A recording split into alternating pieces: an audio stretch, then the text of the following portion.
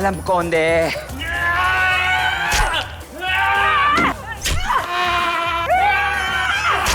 Wala na si Mando. Sir, yung sugat niyo. Sabi ko, di ba, huwag ka na makialam sa paghahunting kay Mando. Hindi mo iniintindi yung mga gusto ko sabihin sa'yo eh. Oo, sige, magaling ka na. Pero anong gagawin mo? Ha? Anong gagawin mo kapag ka... Sir, ano na sila, sir? Sandali. Maya-maya pa makakaakyat yun. Dito! Patay na to, sir. Jesus, tawagan mo si Chief.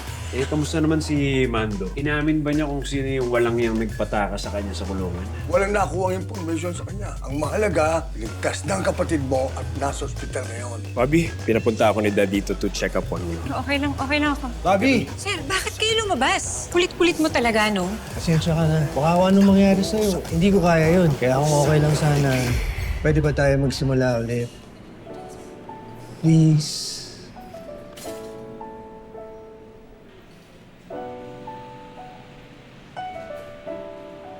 Pero pwede pa, sir. Boss-boss mo yung katigasan ng ulo mo. Kung hindi, ako mismo babaril sa'yo. Barilin kita sa legs para di ka makalakad kapag pahinga ka ng mabuti. Kapag kumilos na, wala ka na. Takbo, takbo, saan ka tatakbo? Hawak ko ang laro, ngayon ang oras mo. Takbo, takbo, saan ka tatakbo? Huwag kang aatras, tamis ang gandikit. Takbo, saan ka tatakbo? Isang gandikit. Yan na muna sa ngayon, Mira. Pero gaya na sabi ko, isang pagganti pa, hindi pa nauhuli. But we are working on it. Salamat, sir. Tsaka tama rin po ba yung narinig ko na na-solve na rin yung case ng pimple patch drug sa Calabari State University? Yes, you can say that. But on our end, sigurado kami na wala na mangyayari bentahan ng illegal substance sa school na yan. Copy, sir. Thank you po. Salamat sa tulong niyo. Sir, Kumusta? Any leads? wala pa po, sir, pero may i-check kami mamaya nila Torres. Sige, balitaan niyo ako. Yes, sir. Doon ako sa opisina.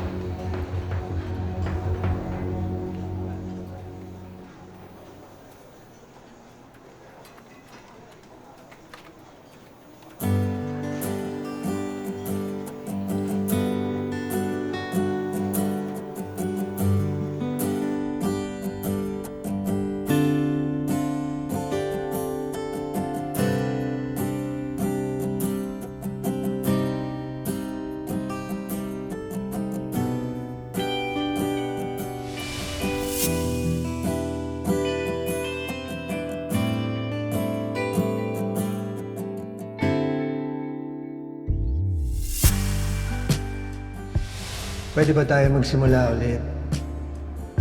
Please. Sige, Sir Tonyo.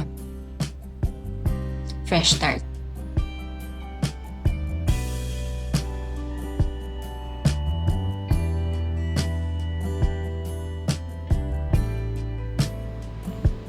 Bobby. Baka gusto mo umuwi at magpahinga muna. Bakit, Sir? Pinapaalis mo na ba ako? Siyempre hindi. Ayoko lang na chismisan tayo ng mga tao sa labas. Oh. O di hayaan mo silang magchismisan dyan hanggat gusto nila. Sigurado ka? Ayos lang sa'yo pag chismisan nila tayo. Oo, Sir. Sige, magchismisan lang sila na magchismisan dyan.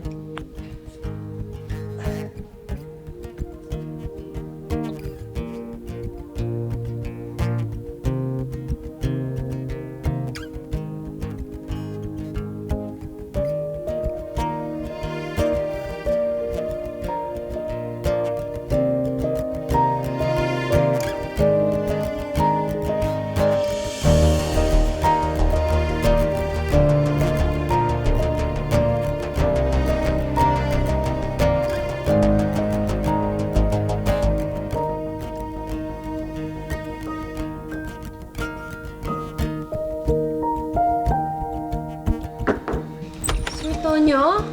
Hala, ano nangyari sa inyo? Nabalitaan ko. Ito, dinala na kita ng pagkain. Ma'am Bobby, sige na, umuwi ka na. Ako na bahala kay Sir Tonyo para makapagpahinga ka. Hindi. Selena, Selena! Sir, okay lang. Sige. Tamang-tama. Baka kailangan ko na mag-report sa lola ko eh. Sigurado miss na ako nun. Tsaka kailangan ko na rin magpahinga. Si Selena na bahala sa'yo. Thank you, Selena. Sir, kita lang tayo bukas. sigurado ka, Bobby? Oo, sir. Sigurado ako. Sige. Salamat, Selena. Oh, ingat kayo, ma'am. Sir, magugustuhan mo itong mga pagkain dinala ko. Meron ako ditong isda, meron ding sabaw, tapos maraming kanin. Lagay ko muna dito, ha? Natapos na ang investigasyon sa bentahan ng pinagbabawal na pimple patch sa Calabari State University. Kinumpirma ng pulisya na may kaukulang kaso nang isinampa laban sa mga sangkot. Samantala, nahuli kaninang umaga si Edgar Villanueva sa Barangay Malabon nang makapagkita ito sa dati nitong kasintahan. Napatay sa isang engkwentro si Armando Mando Garrido alias Mandong Warak na siyang kinikilalang mastermind ng naturang pagtakas ng mga preso. Basta ka na lang. Yeah, I'm okay, Ted. I know it's hard. Alam mo na, tahanan ko na ang buong Calabari. Ang mga residente dito, papilya ko na. Hindi ko matanggap. May mga tao walang ibang pakay kundi gustong saktan ang batas ng Calabari. Kaya mahirap tumira sa tahanang walang kapayapaan. Nothing I can't handle. Dapat lang, anak. Lalo na ngayong vice mayor ka na.